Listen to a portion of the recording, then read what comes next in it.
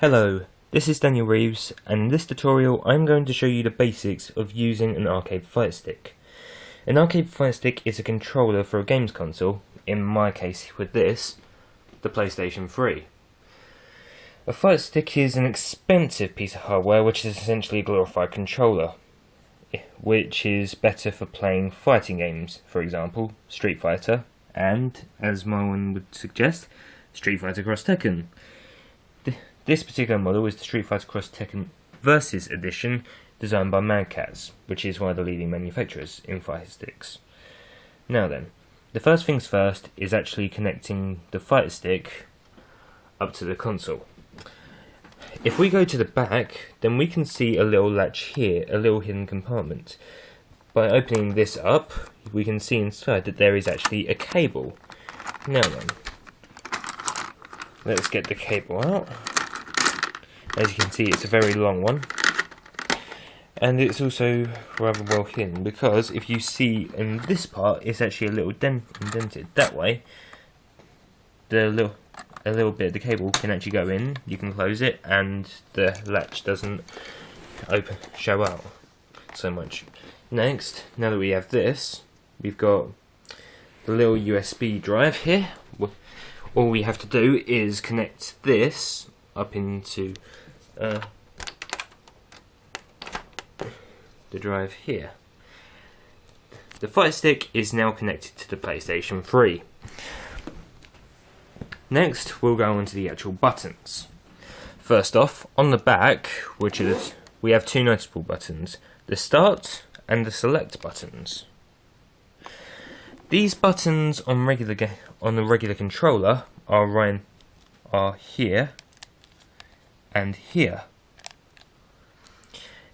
In most normal games, fighting games included, those two buttons pause the game and open up separate menus, which allow you to do a number of different things, including quit the game, restart, and so on.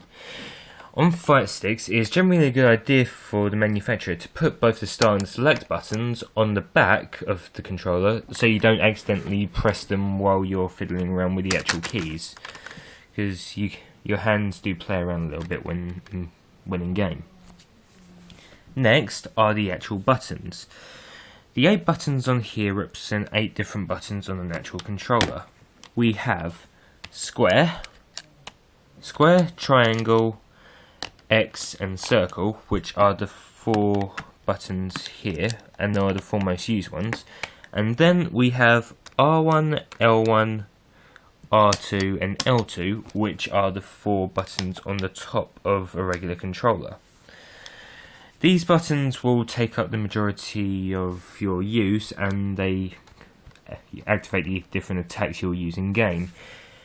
And depending on the fighting game, they'll have different uses, but mostly you'll just be using these 6 buttons, and the L buttons will usually not be used so much in most fighting games. In fact, you can find a lot of fighting stick models with just 6 buttons, and even then you won't use all 6 of them.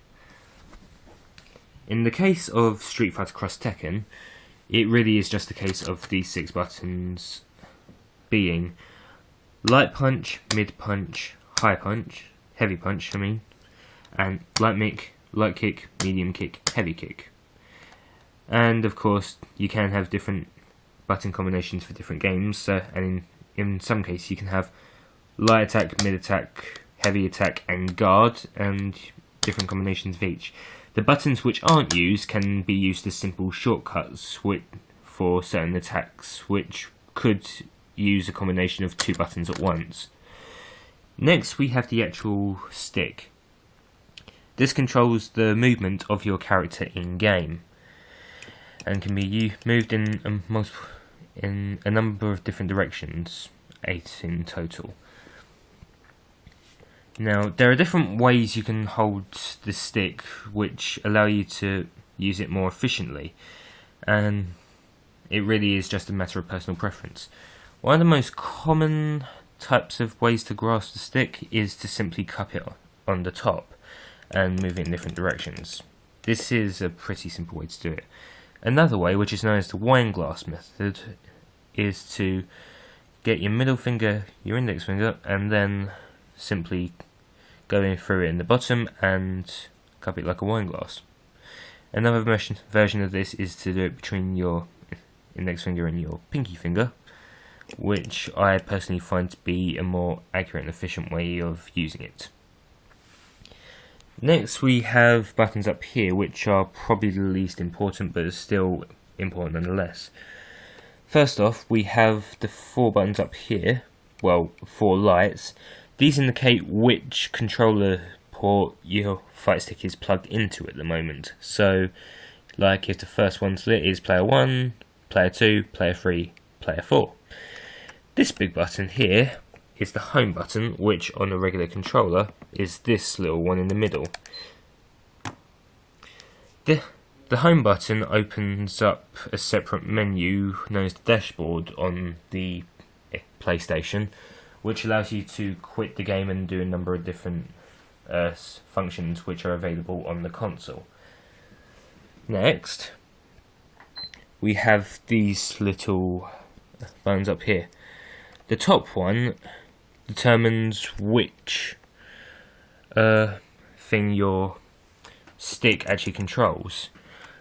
So, for example, the middle one that says DP is for the pad, which on the controller are these 4 directional buttons. If you turned it to the left, it will go for the left stick, which will be this, and if it was on the right, it would change to the right stick, this, which would affect exactly what this would do. Next is the lock button, which locks certain functions in place, which relates to this, the turbo button. On certain fighting games, the turbo button can be pretty useful when you're required to press buttons in succession. So, like, sometimes a lot quicker. You do need to be very fast with fighting games. The turbo button you can map to certain different buttons, which you can see here. 8 lights, 8 buttons, which determines which ones are activated.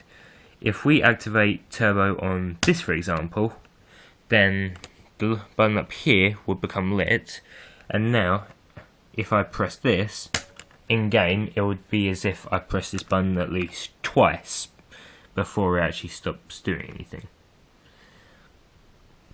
That is the basics of using a fight stick. And you'll be required to do both at the same time. And with enough practice, this can make you very good at using fighting games and a lot more efficient than simply using a controller where your buttons are pretty much everywhere. That is the end of my tutorial. Thank you for watching.